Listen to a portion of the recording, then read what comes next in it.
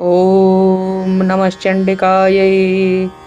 कश्यप और अदिति का वसुदेव देवकी के रूप में जन्म, कंस द्वारा देवकी के 6 पुत्रों का वध, देवी का कृष्ण रूप में देवकी के गर्भ से जन्म लेना और सिंहवाहिनी रूप में आकाश में स्थित होकर कंस की मृत्यु की भविष्यवाणी कर अंतर्ध्यान होना। श्री महादेव जी बोले, ब्रह्मा जी के प्रार्थना करने पर साक्षात भगवती देवताओं का कार्य सिद्ध करने के लिए अपने अंश से वसुदेव पुत्र भगवान श्री कृष्ण के रूप में अवतीर्ण हुई और विष्णु भगवान से भी वसुदेव के घर में महान बल तथा पराक्रम वाले श्री बलराम एवं दूसरे पांडु पुत्र धनुर्धारी श्रेष्ठ अर्जुन, इन 2 रूपों में पृथ्वी तल पर जन्म लिया। महामते, अब उनके जन्म के संबंध में विस्तार से सुनिए। उसमें मैं प्रारंभ में श्री बलराम और श्री कृष्ण के जन्म का वर्णन करूंगा, आप उसे सुने। प्राचीन काल में देवताओं की माता अदिति तथा प्रजापति कश्यप ने दीर्घ काल तक सच्ची भक्ति के साथ भगवती की उपासना की। उन दोनों ने निराहार रहते हुए शीतकाल में जल में खड़े होकर तथा ग्रीष्म काल में अग्नि के मध्य स्थित रहकर 2000 दिव्य वर्षों तक भक्ति पूर्वक कठोर तप किया। उन दोनों पर प्रसन्न होकर भगवती जगदीश्वरी साक्षात प्रकट होकर उनसे वरदान के लिए पूछा। तब उन दोनों ने देवी को बारंबार साष्टांग प्रणाम करके उनसे कहा, माता, आप हम दोनों के घर लीला पूर्वक जन्म ग्रहण कीजिए। सुरोत्तमे, जैसे दक्ष प्रजापति के घर में आपका जन्म हुआ था, उसी प्रकार द्वापर युग के अंत में पृथ्वी तल के किसी स्थान पर हमारे घर में आप जन्म ले। श्री देवी जी बोली, स्त्री रूप में अवतीर्ण शंभु की अभिलाषा पूर्ण करने के लिए मैं अपनी इच्छा से नवीन मेघ के समान कांति वाले पुरुष रूप में आविर्भूत होंगी तथा मेरी यह मुंडमाला वनमाला हो जाएगी। मेरा यह भयानक विग्रह सौम्य रूप, 2 नेत्रों तथा 2 भुजाओं से युक्त, पीतांबर से सुशोभित, हाथ में वंशी लिए हुए तथा गोपियों के मन को हर्षित करने वाला ऐश्वर्य युक्त भगवान विष्णु के लक्षणों से संपन्न होगा। श्री महादेव जी बोले, मुनि श्रेष्ठ, ऐसा कहकर वह महादेवी उन दोनों के समक्ष ही अंतर्ध्यान हो गई और वे दोनों प्रसन्न होकर अपने स्थान को चले गए। वह प्रजापति कश्यप यदुकुल में जन्म लेकर वसुदेव इस नाम से भूलोक में विख्यात हुए और नारद, उन अदिति ने भी दुष्ट प्रकृति वाले राजा कंस की बहन देवकी तथा रोहिणी, इन दोनों रूप में जन्म लिया। मुनि श्रेष्ठ, शरतकालीन चंद्रमा के समान मुख वाली उन देवकी तथा रोहिणी के साथ वसुदेव ने विधान पूर्वक विवाह किया। रानी देवकी के उस विवाह में महान असुर कंस ने बहन के स्नेह के कारण बहुत बड़ा मंगलोत्सव किया। तत्पश्चात देवकी तथा वसुदेव को प्रस्थान के लिए अत्यंत दुष्ट बुद्धि वाला कंस भी रथ पर चढ़कर उन दोनों के साथ आया। मुने, इसी समय अचानक देव भाषा में आकाश से अशरीरी आकाशवाणी हुई। राजन महीपते, इसके 8वें गर्भ से जो बालक उत्पन्न होगा वह निश्चित रूप से तुम्हारा संहार करने वाला होगा। ऐसा सुनकर वह दुष्ट बुद्धि कंस देवकी को काट डालने की इच्छा से तलवार लेकर अकस्मात ही बड़े बेग से उनकी ओर दौड़ा। तब उन महामती वसुदेव ने उसके चरणों में गिरकर निवेदन किया कि इसके गर्भ से उत्पन्न सभी संतान मैं आपको दे दूंगा और आप उसे लेकर जो चाहें सो कीजिएगा। मुनि श्रेष्ठ, तत्पश्चात उस दुष्ट स्वभाव कंस ने वहां रक्षक नियुक्त कर दिए और इस प्रकार उन देवकी को जान से मारने का विचार छोड़ दिया। उस दुष्टात्मा ने रक्षकों से कहा कि रक्षकों, जब इसके पुत्र उत्पन्न हो तब तुम लोग मेरे पास आकर मुझसे बता देना और इसके 8वें गर्भ के होने पर तुम लोग मुझसे अवश्य ही कहना, तब मैं अपनी इस बहन का गर्भ सहित वध कर दूंगा। देवकी के लिए नियुक्त रक्षकों को यह आदेश देकर वह दुष्टात्मा कंस खिन्न मस्तक होकर मंत्रियों के साथ अपने भवन में प्रविष्ट हो गया। तदनंतर उन देवकी की संतान उत्पन्न होने पर रक्षकगण उसकी आज्ञा के अनुसार उसे बता दिया करते थे और मुनि श्रेष्ठ, वह पापात्मा कंस देवकी से उत्पन्न हुए पुत्रों के विषय में सुनकर वहां पहुंच जाता था और वह नवजात शिशुओं को हाथ से पकड़कर उन्हें पत्थर पर पटक कर मार डालता था। इस प्रकार देवकी के गर्भ से उत्पन्न 6 संतानों को मारकर उस मूर्ख बुद्धि कंस ने 7वें गर्भ के लिए देवकी के रक्षकों को अत्यधिक सावधान कर दिया। इसी बीच जगतपति ब्रह्मा जी विचार विमर्श करने के लिए सभी देवताओं के साथ कैलाश शिखर पर गए। उन्होंने महादेवी तथा सदाशिव को प्रणाम करके भगवती के समक्ष दोनों हाथ जोड़कर उनसे यह वचन कहा। ब्रह्मा जी बोले, माता, आपने कहा था कि पृथ्वी तल पर देवकी के गर्भ से पुरुष रूप में जन्म लेकर मैं पृथ्वी का भार का निश्चित रूप से शमन करूंगी। अत्यंत नीच बुद्धि वह राजा कंस पैदा होते ही उसकी सभी संतानों को शिला पर पटक कर मार डालता है। पूर्व काल में देवकी के विवाह में उस दुर्मति कंस के लिए भयदायक बड़े ऊंचे स्वर में आकाशवाणी हुई थी कि दुर्मते, देवकी के गर्भ से जो 8वां बालक उत्पन्न होगा वह तुम्हारा विनाशकारी होगा, ऐसा तुम निश्चित रूप से जान लो। शिवे, तब उसे सुनकर अत्यंत नीच उस कंस ने उसी क्षण देवकी को काट डालने का प्रयास किया। तब वसुदेव ने उत्पन्न होने वाली संतान को उसे सौंप देने की प्रतिज्ञा करके देवकी को मारने से रोक दिया। तत्पश्चात अत्यंत मूर्ख बुद्धि कंस ने यह निश्चय किया कि उसके 8वें गर्भ के होने पर मैं देवकी को अवश्य ही मार डालूंगा। इसलिए उग्र प्रतापी तथा अपराजय होते हुए भी उस कंस ने देवकी के गर्भ से उत्पन्न 6 पुत्रों को पैदा होते ही मार डाला। परमेश्वरी, अब यदि आप देवकी के 7वें गर्भ से जन्म नहीं लेंगी तब फिर देवकी से आपका जन्म कैसे होगा? आप पृथ्वी के भार का नाश किस प्रकार करेंगी, यह मुझे बताइए। श्री देवी जी बोली, ब्रह्मन, आकाशवाणी अन्यथा नहीं हो सकती। देवकी के 8वें गर्भ से मेरा जन्म अवश्य ही होगा।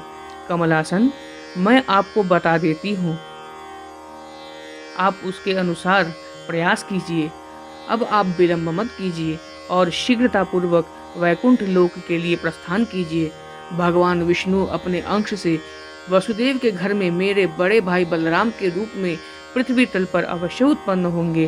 पूर्व काल में इन विष्णु के साथ मेरी इस प्रकार की वचनबद्धता हो चुकी है। अतः आप उन जगतपति विष्णु से शीघ्र ही कहिए कि वह अपने अंश से पृथ्वी तल पर वसुदेव के द्वारा देवकी के गर्भ में प्रविष्ट होवे। मैं भी अपने अंश से 2 रूपों में होकर पृथ्वी तल में रोहिणी तथा यशोदा के गर्भ में जाऊंगी। 5वें माह के आने पर मैं रोहिणी के गर्भ से देवकी के गर्भ में चली जाऊंगी और कमल योनि ब्रह्मा जी, विष्णु जी उन गर्भ से रोहिणी के गर्भ में चले जाएंगे।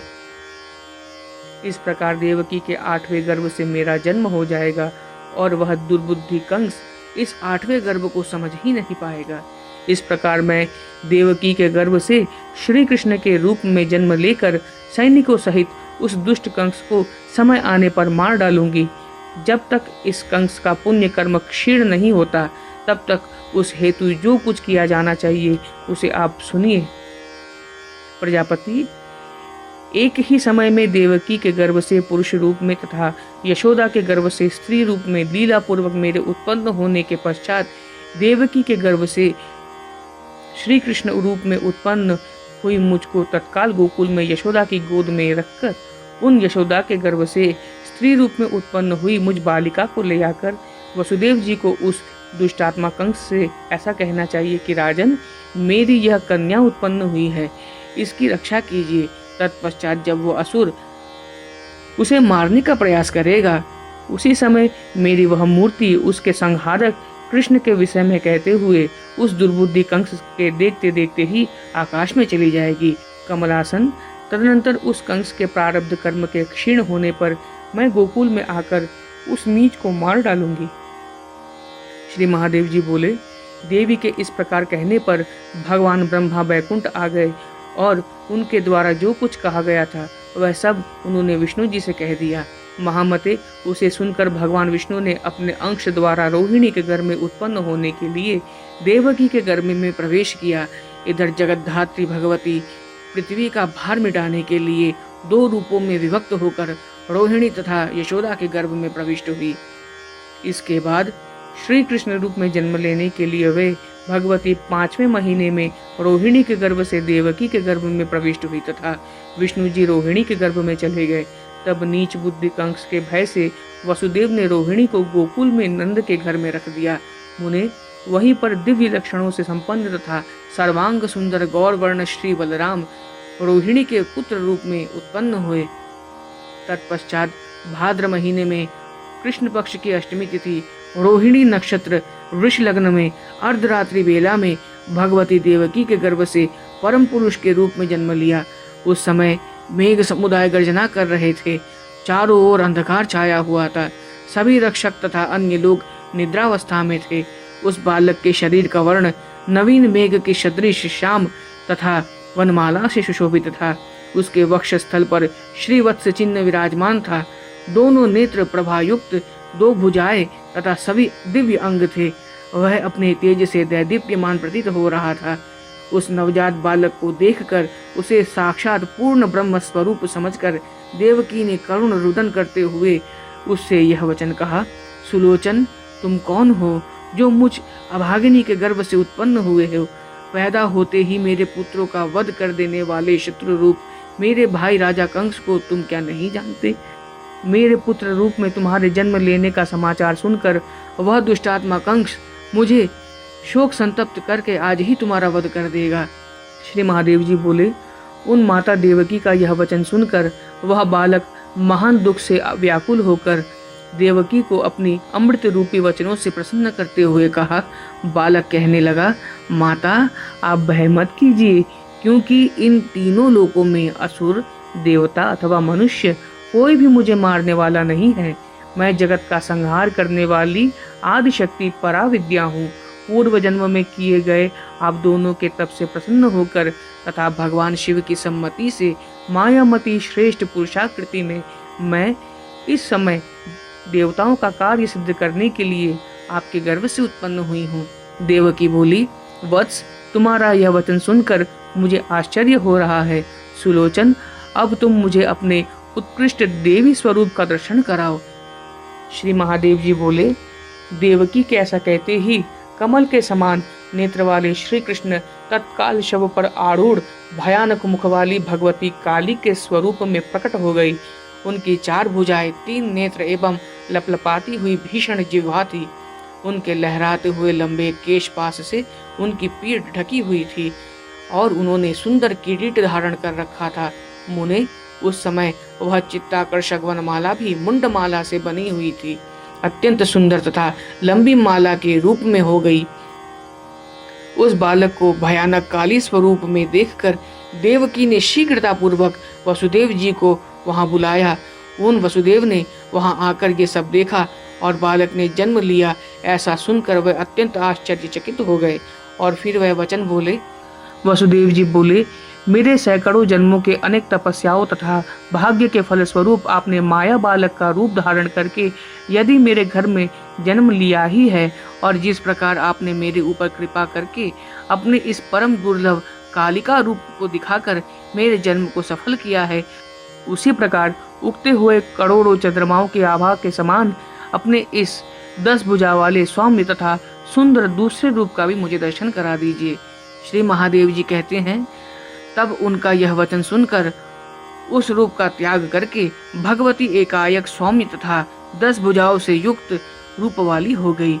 उस रूप को देखकर वसुदेव जी को अत्यंत विस्मय हुआ और वे हाथ जोड़कर महान भक्ति से उनकी स्तुति करने लगे। वसुदेव जी बोले, आप जगत की माता है, अनादि है, पराविद्या है और अति सूक्ष्म स्वरूपिणी है। उसी तरह आप संसार के पिता भी हैं। आप पूर्ण चिन्मय स्वरूप साक्षात अनादि पुरुष है। आप विश्व रूप है। समस्त स्त्रियों के रूप में आप ही प्रतिष्ठित है। आप विश्व का आश्रय हैं। आप विश्व व्यापिनी हैं। आपसे अतिरिक्त अन्य कोई भी इस त्रिभुवन में नहीं है। विश्वेशी, आपको नमस्कार है। सृष्टि कार्य में आप ही चतुर्मुख ब्रह्मा के रूप में हो जाती हैं। पालन में आप ही परमात्मा प्रभु विष्णु हो जाती हैं और संहार कार्य में आप ही अत्यंत भयानक रूप तथा चरित्र वाले पिनाकधारी महारुद्र के रूप में हो जाती है। उनके सृजन, पालन तथा संहार कार्य में ब्रह्ममयी परा तथा नित्य स्वरूपिणी एकमात्र आप ही कालिका ही हेतु है। जगत वंदिते परमे कृष्णे, आप मुझ पर प्रसन्न हो। आप सूक्ष्म प्रकृति है, आप निराकार होते हुए भी मेरे पुत्र रूप में प्रकट हुई हैं। आप जगत में व्याप्त है। आप में सदा स्त्रीत्वादि का अभाव होने पर आप स्त्री पुरुष नपुंसक भेद से संसार में व्याप्त है। इस संसार में कोई भी आपका वास्तविक रहस्य नहीं जान सकता तथा परमेष्ठी भगवान ब्रह्मा जी भी इसमें मोहित बुद्धि वाले हो जाते हैं। फिर अंबिके, मैं आपकी स्तुति करने में भला किस प्रकार समर्थ हो सकूंगा। देवताओं के द्वारा वंदनीय भगवती, विश्व को मोहित कर देने वाली आप गौरी को मैं नमस्कार करता हूँ। माया पुरुष रूपिणी कृष्ण स्वरूप धारण करने वाली आप भगवती को नमस्कार है। श्री महादेव जी बोले, इस प्रकार अनेक स्तुति करने पर 10 भुजा वाली वह भगवती तत्काल कमल के समान नेत्र वाली बालक रूप श्री कृष्ण के रूप में प्रत्यक्ष हो गई। मुनि श्रेष्ठ, वनमाला से सुशोभित उस बालक रूप श्री कृष्ण को देखकर वसुदेव जी हाथ जोड़कर पुनः कहने लगे। वसुदेव जी बोले, वत्स, महान बलशाली तथा उग्र कंस मेरे सभी पुत्रों को पैदा होते ही शिला के अग्रभाग पर पटक कर मार डालता है। अतः अब जब तक उस कंस के सेवक तथा रक्षक जाग नहीं जाते, तब तक देव जगतपते आपके लिए मुझे जो इस समय करना चाहिए वह सब आप मुझे बता दीजिए, क्योंकि पृथ्वी का भार मिटाने के लिए ही आप उत्पन्न हुए हैं। श्री महादेव जी बोले, उनका यह वचन सुनकर श्री कृष्ण रूप में विद्यमान भगवती काली ने यशोदा तथा नंद की पूर्व तपस्या का स्मरण करा के उसे यह कहा। श्री कृष्ण बोले, तात महामते, अत्यंत सतर्क दृष्ट बुद्धि वाले मामा कंस के भय से बचने के लिए इस समय आपको जो करना चाहिए वो बताता हूँ, सुनिए। आज ही अष्टमी तिथि के व्यतीत होने पर गोकुल में यशोदा के गर्भ से मेरी एक दूसरी कन्या मूर्ति प्रादुर्भूत हुई है। मेरी माया से मोहित होने के कारण निद्रा में निमग्न यशोदा के उन कमल सदृश नेत्रों वाली सर्वांग सुंदरी गौरी के विषय में जानकारी नहीं है।